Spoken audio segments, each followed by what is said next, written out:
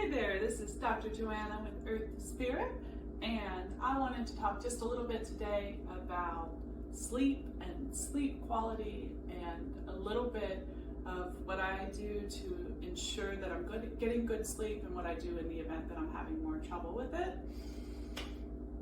A lot of people will use melatonin and recommend melatonin as a natural supplement for sleep. I absolutely do not stand by that, in large part because we actually have a melatonin factory located right in our brain, in our pineal gland. We manufacture melatonin, we distribute it when we are signaled to, and we have this thing called a circadian rhythm that helps give us a lot of energy during the day and then bring us down and settle us down to sleep in the evening. And when we actually are importing all this melatonin directly, it shuts down the melatonin factory and our body dysregulates quite a bit, dysregulates that circadian rhythm cycle. But there are a number of nutrients that we can use to help our body stimulate production of melatonin, and there are also practices that we can implement that help with that. So let's dive into a few of them. A few of my favorite nutrients for sleep quality are inositol, black seed oil, and magnesium used together. And another one that I would add to that is something called phosphatidylserine. And my favorite way to get phosphatidylserine is through sunflower lecithin. So magnesium is really essential for calming the body, for going into the rest and digest state of the vagus system, of the vagus nerve system and of the autonomic nervous system. Magnesium is really essential for starting to calm down and being able to get to the place where you can fall asleep. And it's chronically depleted in soils. It is, most people are low in magnesium, and magnesium is so essential for so many processes that it's really important that we have adequate levels of it. One way that you can ensure that you're getting a lot of magnesium is by eating like a whole bowl of salad every day. It might be something that you want to do certain seasons, you might stay away from it other seasons, but like last fall, I was having a big bowl of salad. I was really attracted to it. I was really drawn to it, and I felt really good when I would have these mixed greens. I would add some Parmesan cheese, I would add some avocado, some olive oil, and some balsamic, and just eat that like candy. And I would do that every day, and I noticed that I no longer had to supplement magnesium because I was getting it naturally through those salads. I'm not doing that now. I've stopped for the last few months. My body hasn't been as drawn to it for whatever reason, and now I am noticing that I'll start to get some of the symptoms of magnesium deficiency at night, and my legs will move and feel a little bit uncomfortable, kind of like restless leg syndrome. Then I'll have a little more cramping as well. So magnesium is absolutely essential for good sleep, for getting to a calm state where you can sleep. And then inositol. Inositol is one that you don't hear talked about very frequently in the natural health community, but inositol is a type of a B vitamin that is really essential for the nervous system, and it's also essential for allowing your body to regulate its own melatonin cycle. So you don't take it at night to go to sleep. Instead, you take it maybe during the day. You can take it combined with magnesium at night. For most people, it doesn't keep them up, but B vitamins do tend to be a little bit energizing. So typically, you would take inositol in the morning time, and then you would take the magnesium at night. But inositol, it's really good for people who have anxiety and mood issues. Often anxiety and sleep issues are going hand in hand together. If you have one, you're going to have some of the other coming up. And inositol is super beneficial for both of those. Now the other one is black seed oil. And black seed oil is one that I'll actually go to my fridge and take if I can't sleep. Black seed oil contains so many properties for healing. They're just absolutely innumerable, but I've included it in part of my little basic protocol of that inositol, black seed oil, magnesium, and then phosphatidylserine. So I like to keep protocols really simple. wherever possible and have the minimum number of ingredients. I will say about the magnesium levels that it's essential to have adequate levels of vitamin D3 and vitamin K2 in order for your body to be able to sustain adequate levels of magnesium. They're like a triangle, and if any one of them drops, it kind of pulls the other ones down. So you have to have those three all, be ensuring that you're getting adequate levels of all three of those in order for systems that involve any of them to operate properly.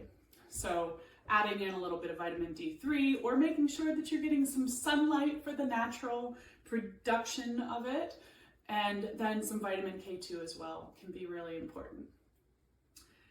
Finally, phosphatidylserine. I'll go into a lot more detail on phosphatidylserine because it's something that's completely changed my life. It's something that's really important to the cerebral cortex, where we do all of our computations and our memory and our language, and a lot of things are regulated there. But phosphatidylserine, having inadequate levels of it, can be very damaging to the nervous system, and it can leave you kind of like waking up in the middle of the night, bolting awake in the middle of the night, having issues like that. And so if you are able to fall asleep, that means that you're having good magnesium levels potentially, but then if you're waking up in the middle of the night, phosphatidylserine is the one to really hit. And I will say that a great source for phosphatidylserine is sunflower lecithin. It's my favorite way to take it.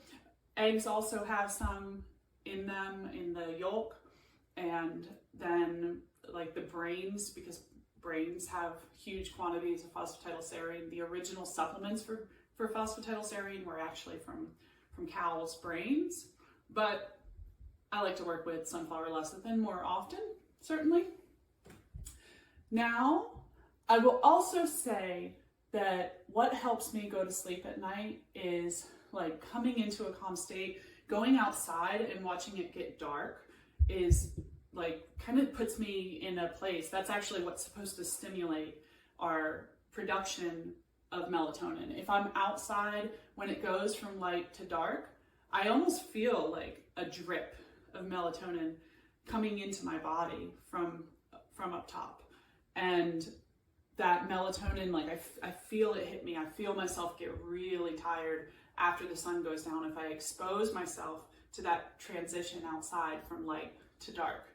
And from that point forward, because I have 2 young boys, I just spend the whole night with them, in an analog capacity. I don't really watch my phone or the computer. Sometimes I do watch, do some work on my computer, and then it makes it really hard for me to sleep.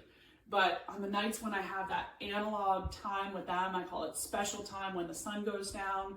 As soon as the sun goes down, it's just me and my boys, and we read books, and we maybe do some little writing exercises, and then we lay down together. And this is our practice before we go to bed, is we lay down together and we sing songs. We actually sing like 4 different songs. Some of them we made up, some of them are in different languages, some of them are in English. Simon, my 6-year-old, loves What a Wonderful World.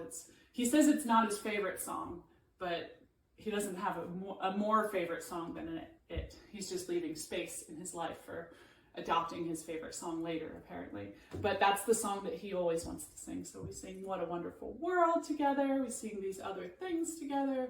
We cuddle and we lay down, and it's very dark.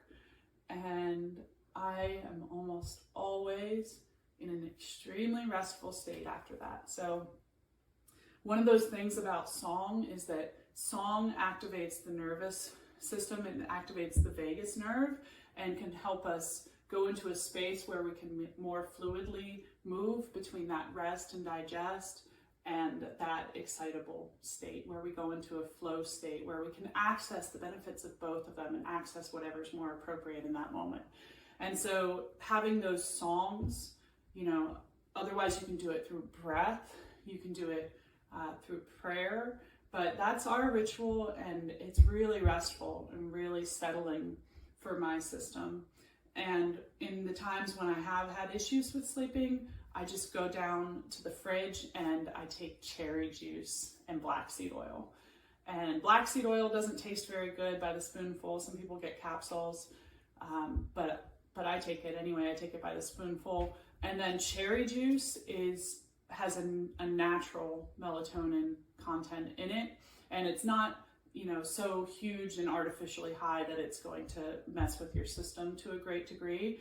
But on those nights where my thoughts are still moving or where I'm not settling down, it just tastes so good to get like 4 fluid ounces or 6 fluid ounces of cherry juice, and then fill the cup with a little bit of water, dilute it just a little bit maybe, and just drink that. And that's what I use to like close my day and come to rest.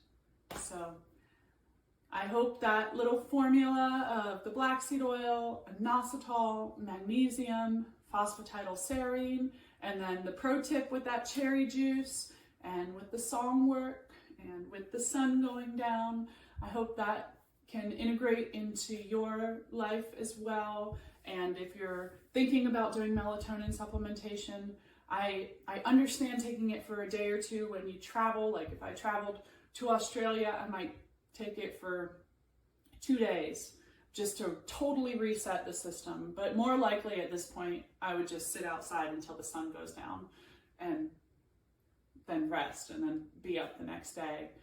But besides just taking it for a couple days when you have a major shift, it really is not something that is great for that sleep production. And likewise, melatonin is actually amazing for the body in a myriad of different ways. It's amazing for the mitochondria.